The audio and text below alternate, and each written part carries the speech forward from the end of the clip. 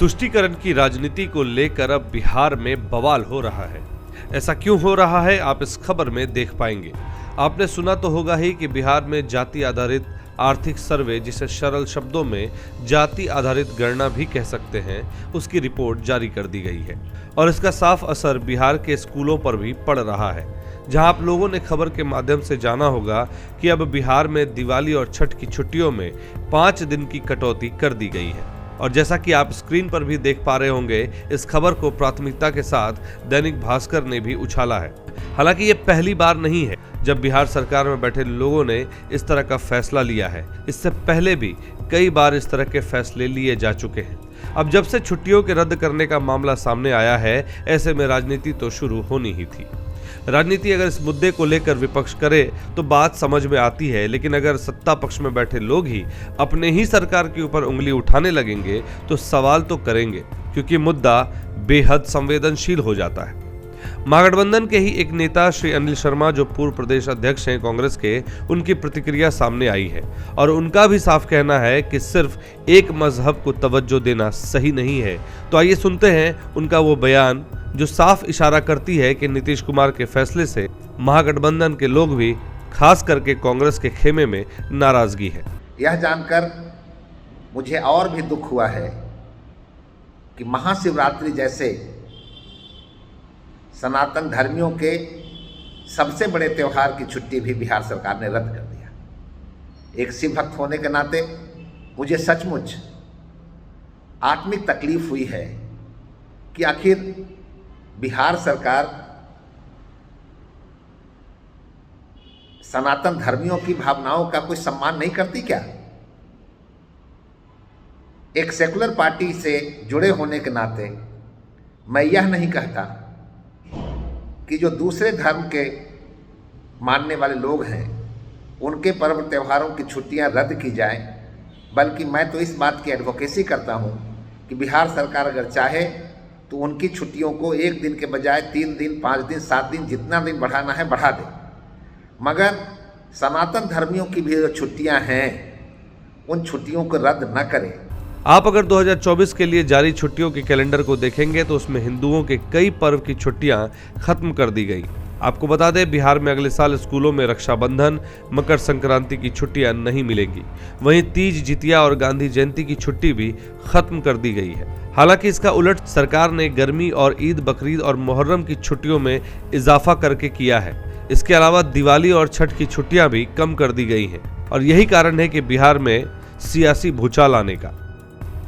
अब जैसा कि हमने आपको पहले थंबनेल में दिखाया कि नीतीश कुमार इस बार चुनाव से पहले ही आउट हो जाएंगे, तो हम ऐसा क्यों कह रहे हैं, इसको समझने के लिए आपको जाति जनगणना की उस आंकड़ों पर ध्यान देना होगा, जिस आंकड़े में जाति आधारित किन लोगों की कितनी आबादी है उसकी संख्या दी गई है, जो इस प्रकार है और जैसा आप स्क्रीन पर भी देख पा रहे होंगे। मुसलमान 17.7%, यादव 14.2%, कुर्मी 2.8%, कुशवाहा 4.2%, ब्राह्मण 3.6%, भूमिहार 2.8%, राजपूत 3.4%, मुसहर 3.08%, मल्लाह 2.6%, बनिया 2.3% और कायस्थ 0.60%। अब अगर इस पूरी जाति जनगणना को कैलकुलेट करते हैं तो मुसलमान को अगर छोड़ दें तो यादव से लेकर कायस्थ तक सभी जातियां हिंदू धर्म और सनातन धर्म को मानने वाले हैं। तो ऐसे में परसेंटेज बनता है मुसलमान का 17.7%, वहीं हिंदुओं का 82.29%। और यही वजह है कि कहीं अगर सिर्फ एक जाति वर्ग को खुश करने के लिए नीतीश कुमार का फैसला इस तरह का आएगा और इस फैसले से अगर हिंदू और सनातन धर्म के लोग आहत हो गए और फिर इस फैसले के खिलाफ चले गए, तो कहीं ऐसा ना हो कि 2024 के चुनाव में जदयू बिहार में कहीं खाता भी ना खोल सके और इसका बखूबी फायदा विपक्षी पार्टी बीजेपी को मिल सकता है। भाजपा के प्रदेश अध्यक्ष श्री सम्राट चौधरी और केंद्रीय मंत्री गिरिराज सिंह ने इस छुट्टी वाले फैसले को तुगलकी फरमान करार दिया है। आइए सुनते हैं वो क्या कुछ कह रहे हैं। बिहार में तुगलकी सरकार चल रही है, तानाशाह सरकार चल रही है, लालू जी के दबाव में सरकार चल रही है और जब लालू जी के दबाव में होगा तो तुष्टीकरण होगा ही। और नीतीश बाबू पहले भी कई बार इनको वापस लेना पड़ा भाजपा के प्रेशर में, आगे भी इनको लेना पड़ेगा। सनातन को नज़रअंदाज नहीं कर सकते। बिहार की आबादी का लगभग 83% सनातन धर्म के लोग रहते हैं, इनको अनादर नहीं कर सकते हैं। ये साफ जाहिर होता है कि नीतीश सरकार बिहार में इस्लामिक धर्म के आधार पर काम कर रही है और इसी कारण से अररिया, पूर्णिया, कटिहार, किशनगंज जैसे जगहों पर शुक्रवार को स्कूलों में छुट्टी हो रही है। अब तो लगता है कि पूरे बिहार में शुक्रवार को ही इस्लामिक छुट्टी करने की योजना बना रही है ये सरकार। अगर हमारे छुट्टियों को जिस ढंग से काटने का काम किया है, अगर नहीं इन छुट्टियों को फिर से बहाल किया तो इसका खामियाजा नीतीश कुमार को आने वाले चुनाव में भुगतना पड़ेगा। ये नीतीश कुमार नहीं कहलाएंगे बल्कि मोहम्मद लालू यादव और मोहम्मद नीतीश कुमार कहलाएंगे। वहीं बिहार के पूर्व उप मुख्यमंत्री एवं राज्यसभा सांसद श्री सुशील मोदी ने भी इस फैसले को हिंदू विरोधी बताया है। ये हिंदू विरोधी मानसिकता का परिचायक है और ये इस बात को दर्शाता है कि आपको लगता है कि आप हिंदू समाज को जातियों में बांटकर उनका वोट ले लेंगे और मुसलमानों को खुश करने के लिए उनकी छुट्टियों को बढ़ा देंगे। देखिए, बिहार के लोग चुप नहीं रहेंगे, लोग सड़कों पर आएंगे। और इतना ही नहीं, अब तो ये भी निर्णय कर दिया गया है कि मुस्लिम इलाकों के अंदर शुक्रवार को छुट्टी रहेगी। अरे भाई, ये एक सेकुलर स्टेट है, जो हिंदू हो या मुसलमान हो। क्या ईसाइयों के स्कूल के अंदर और किसी अन्य दिन छुट्टी होगी? हिंदुओं के स्कूलों में अन्य दिन छुट्टी होगी? पूरे राज्य में एक दिन छुट्टी होनी चाहिए।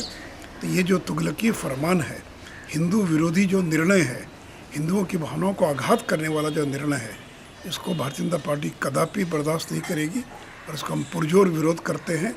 वहीं इस फैसले को लेकर बिहार सरकार के भवन निर्माण मंत्री श्री अशोक चौधरी ने इस फरमान को बिल्कुल सही बताया और उन्होंने कहा कि प्रारंभिक विद्यालयों में कम से कम 220 दिन अध्यापन हो, क्योंकि बच्चों की पढ़ाई ज्यादा जरूरी है बशर्ते छुट्टी के। मुख्यमंत्री ने पिछली बार भी हस्तक्षेप करके उसको रेक्टिफाई किया था, सुधार किया था। इस बार भी मुख्यमंत्री हस्तक्षेप करके निश्चित रूप से सुधार करें, चिंता की कोई बात नहीं है। ये हम मंत्री स्तर पर, प्रधान सचिव और मुख्यमंत्री स्तर पर ये सब निर्णय नहीं होते हैं, नीचे से होते हैं, निर्णय नीचे से किया गया होगा। इसलिए मुख्यमंत्री निश्चित रूप से हस्तक्षेप करेंगे और पूरे जो भावना है लोगों की, उस भावना के साथ सरकार खड़ी रहेगी। अब उर्दू भाषाओं के लिए और हिंदी भाषाओं के लिए अलग अलग छुट्टी की व्यवस्था की गई है, लेकिन बीजेपी वाले हाय तौबा मचा रहे हैं। इनको हर मुद्दे पर धर्म के चश्मे से ही सियासत करनी है, देखनी है। और ये जो शिक्षा में सुधार और गुणवत्तापूर्ण शिक्षा की व्यवस्था के लिए नीतीश तेजस्वी की सरकार कृत संकल्पित है। कुछ ऐसे फैसले लिए जा रहे हैं, लेकिन अगर शिक्षकों की मांग होती है और सरकार इस शिक्षा विभाग के निर्णयों को भी बदलने का काम करती है। लेकिन इन सारी बातों में एक बात जो सबसे ज्यादा राजनीति का कारण बनी है, वो है हिंदुओं के पर्व की छुट्टियों में कटौती और मुसलमान के पर्व में बढ़ोतरी, जिसकी वजह से ये सारा घमासान मचा हुआ है। और जैसा कि जातीय जनगणना की आंकड़ों पर अगर नजर डालें तो 17% आबादी मुसलमान की है। तो ऐसे में यदि हिंदू और सनातन को मानने वाले लोग इस फैसले को समझकर नीतीश कुमार और उनकी महागठबंधन सरकार को नकार देती है, तो कहीं ये फैसला उनके लिए बिहार में सत्ता से बाहर होने का रास्ता न बन जाए। आज के विश्लेषण में इतना ही। मिलते हैं अगली खबर में, तब तक के लिए बने रहे BMW न्यूज के साथ। धन्यवाद। तमसोमा ज्योतिर्गमय गुरुकुल शिक्षा मंदिर संस्थान के साथ बनाए अपना भविष्य। रेगुलर और प्रोफेशनल कोर्सेज, सेकेंडरी और senior secondary courses, law, teachers training courses, pharmacy and nursing के साथ पैरामेडिकल में डायरेक्ट एडमिशन पाए। वेबसाइट विजिट करें या दिए गए नंबर पर कॉल करें। हमारा पता है गुरुकुल शिक्षा मंदिर संस्थान, कल्याण चौक, DS कॉलेज रोड, कटिहार। हमारा वीडियो अगर आपको अच्छा लगा हो तो आप हमारे वीडियो को शेयर करें, लाइक करें, हमारे चैनल को सब्सक्राइब जरूर करें। धन्यवाद।